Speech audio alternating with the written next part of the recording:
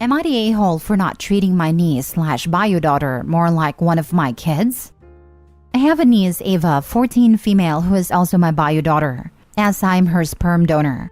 She is the daughter of my sister and her wife. Her wife's the bio mother as well. They obviously could not have children together. They decided to tell Ava about it a few months ago. Originally, the plan was to have Ava know from the beginning, but they changed their mind. That's a whole other story though.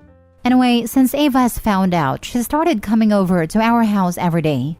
It used to be just after school every day, but now that summer break has started, she is here from early in the morning too. Now, my niece is great and all, but having a guest over every day was a little much for me. I talked to my wife about it, and she admitted she also wasn't happy about having a guest every day either, but hadn't said anything because she didn't think it was her place to interfere given the situation.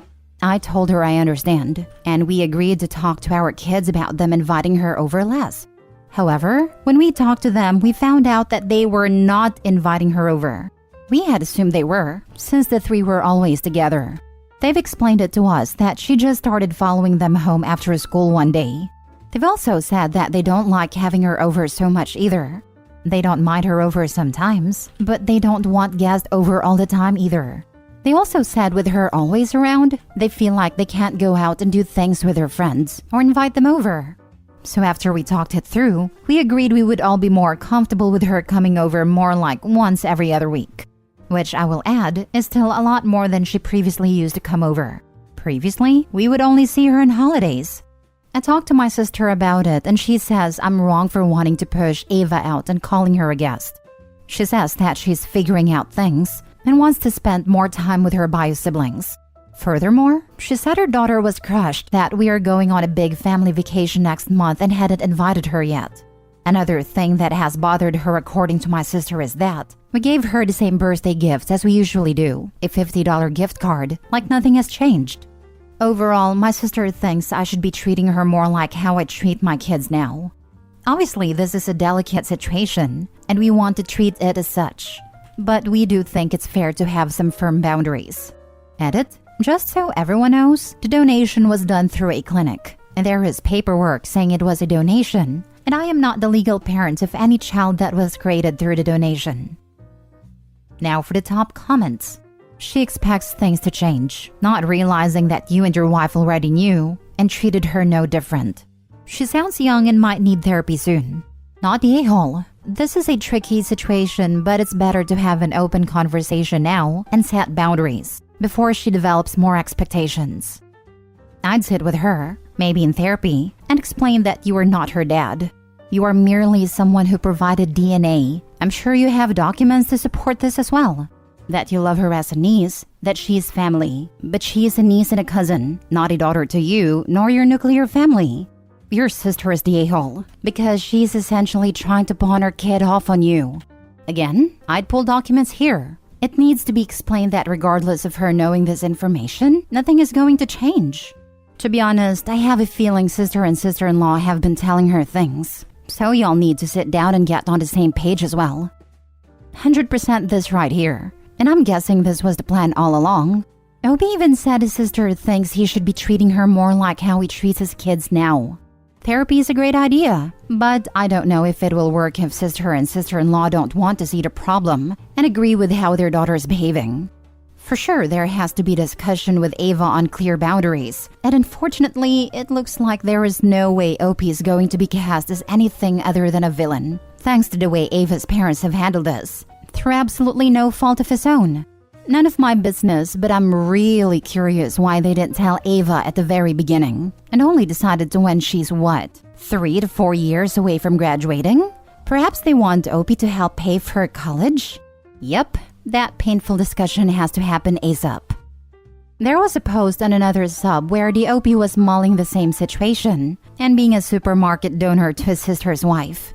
I felt it would be a weird dynamic being called Uncle Dad, and it makes me think this is akin to a child being adopted and trying to connect with a bio dad/mom.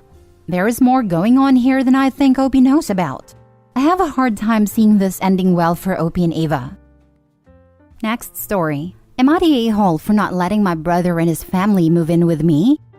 My 27 female brother, 31 male asked if he could move in with me and my husband. To sum it up, my brother is basically a man-child. How he got a woman to marry him and bear his child is lost on me. My parents pampered him like crazy. Whatever he wanted, they would get it for him. But when it came to me and my older sister, 30 female, we were told to be happy with what we have. He never had to clean or do anything around the house and got to come and go as he'd like.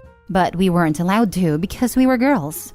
The only thing he had going for him was school, and he even managed to screw that up. He was offered a full scholarship and had a job lined up for him as soon as he finished college. But he decided to drop out because he didn't want to put in the work and would rather mooch off our parents. Him, his wife, 40 female, and their child, 8 male, have been living with our parents for the past 9 years. Except for when our sister was trying to help him find a job close to where she lives, and she had him live with her. They were leasing an apartment, but due to him not being able to hold down a job and his wife not making that much money working at a salon, they had to move in with our parents. Last year, I flew my entire family out here for the holidays. It was the first time they were visiting my home in 8 years, since I'd moved out of my home country for college and decided to stay after I completed my nursing degree. Since then, I've gotten married to my husband, 42 male, and had my daughter, 2 female. My brother kept commenting on how nice and spacious our house is, and I thought nothing of it. It wasn't until when it was time for them to leave that my brother asked if him and his family could come live with us, seeing as we have more than enough space to accommodate his family.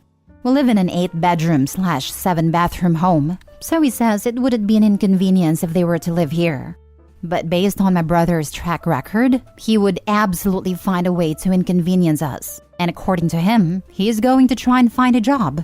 But I don't believe him. When he couldn't get through me, he tried to get our parents to convince me and even tried to pressure my husband into agreeing. He almost agreed to it to keep the peace, but I stood firm. It's been 6 months since we've had that argument, but they still haven't let up. Edit? For those of you worried that we're wasting money on a big house and don't need those extra bedrooms, my husband has a big family, so we sometimes host them. And we do also foster kids, so we want to make sure we have enough room. And some of you misunderstood me. I didn't let my family move in with me. They were just visiting. Not the a-hole. He isn't your child. You aren't responsible for any adult other than yourself. This might be the first time in his life he's ever heard no. Your responsibility is to your child and your husband. Your mooch brother moving in would not be in the best interests of your child or marriage. Your brother would stress you out and add more to everyone's workload around the house, taking away from the attention you're giving to each other and your careers. Whatever stress you're dealing with now from his persistence is a fraction of what you'd get if he moved in. There's only so many hours in a day. Don't allocate any to raising a man-child. I have had certain family members who were not used to being denied anything. Others were expected to move mountains to get them what they wanted. They would nag, beg, and complain, to the point of physically following me around the house and would attempt to guilt trip or manipulate to get their own way. These were adults. It doesn't end with these types. Nothing convinces them that they won't eventually be successful if they just keep up the pressure. Not the a-hole. He will just become your responsibility to take care of. He won't appreciate it, and it will damage your relationship much more when you ask him to move than saying no to him moving in. He will also not help clean, cook, watch his own child, contribute anything financially, and probably leave a mess/destroy things. He would expect to join you at restaurants, for free, and on trips you take. I wouldn't even let them stay for a weekend. Yep, I absolutely see this as a nightmare. No contributions. He's definitely not getting a job. And if they're moving from as far away as it sounds, wife won't have a job either. They'll trash the place and expect you to fix it. And expect you treat his family the way you treat your own. Trips, meals out, movie nights, expensive gifts, etc. Host people without telling you or inviting you. So you have to leave or stay in a designated area for the duration. I definitely see him as the type that demands resident privileges when they're planning a party and insists they are guests when there's housework to be done. They'll probably have more kids since there's so much room, and you will never get them out. It sounds like you and your husband are doing well financially, probably better than your parents, and he wants to take advantage of that improved lifestyle. I see 20 to 30 years in the future, They are still living there, as are their now adult children and their spouses and kids, because you can afford to support them all. Don't do it. Your parents are pressuring you because they don't want to deal with him anymore. He is pressuring you because he sees your house as an upgrade he can live in without having to contribute financially or physically. Next story. Am I the a-hole for not transferring the social pension I am receiving from the state to my mother? I, 18 female, have been receiving social pension from the state since my father passed away in 2017. At first, it was my mother, 54 female, who received the money on her account. But as soon as I turned 18 in 2022, the money started going to my account. My mother immediately told me to sign a document that would allow her to keep receiving the money on her own account. And when I refused, she yelled at me and generally tried to guilt trip me into caving in. So I felt I had no choice. Fortunately, my country's law didn't allow it, so I kept receiving the money. Then she told me to transfer the money to her, so I did. But she only allowed me to keep a ridiculously small part of it. The social pension is around $614, and she only let me keep about $25. Then her final offer was $50. I just want to be independent with my own money, save for college, my future, etc. Yet she claims that I will only waste it for treats. Yesterday, I had enough. At first, I asked her to let me leave about $75 for myself, and she said no. So I didn't send her anything. She called me cruel and greedy and told me that she's ashamed of my behavior and that I should be ashamed too. She then told me that this money helped her survive when we were poor, a few years ago, saying that was most likely another attempt to guilt trip me, as nowadays, she and my stepfather are prosperous.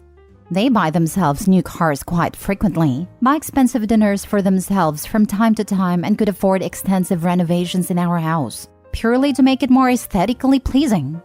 She also claimed that she has to pay bills and my expenses with that money. When I said that I could chip in and pay for whatever bills I generate, she of course refused. After shouting at me yesterday, she has been giving me the silent treatment and I don't know what to do anymore. Am I the a-hole? Edit. I'm not American, so US laws don't apply to me. Now for the comments. Not the a-hole. This is your money. Yours, not hers. You are 18, old enough to have and be responsible for your money and decide what it is spent on. Keep your money. This is her money. If she needs the money, she can explain exactly why. It's fair to explain, not just demand. It seems very much like OP has good plans for the money, like paying for college and knows cost of rent in her country. She needs this money to start her own life. And it appalls me that this mom is being too damn selfish. Through her new marriage, she has financial security, but doesn't want OP to have this money? And of course, she's guilt-tripping her with the fact she did the bare minimum a parent is legally required to do for her kid. Keep the money and ignore mommy dearest, not the a-hole. My wife's mother died shortly before her 17th birthday. Her dad stole all but one of her survivor's benefits checks. He was more physically violent than OP's egg donor when my wife brought it up. Both are still abusive a-holes who have no right to the money. Oh, my dad stole my mom's life insurance money from me, which was fun to deal with come adulthood. Not the a-hole. The money is for taking care of you, which is why she was getting the money until you were legally an adult. The money's purpose is the same, but you're an adult now, so you can use it to take care of yourself. I recommend finding a path to independence. Make sure to dump a bit from every check into a savings account that only you have access to. Last story. Am I the a-hole for refusing to wet myself for my sister-in-law's wedding? The wedding happened in a little river. And I mean in the river. In the water. The minister, bride, who's my husband's sister, and groom stood on a little strip of land so they were not wet. But all attendants were expected to stand knee-deep in rushing water for the whole ceremony. I'm sure it made for great photos, but I personally really dislike mud, germs, insects, and whatever disease are found in that stream.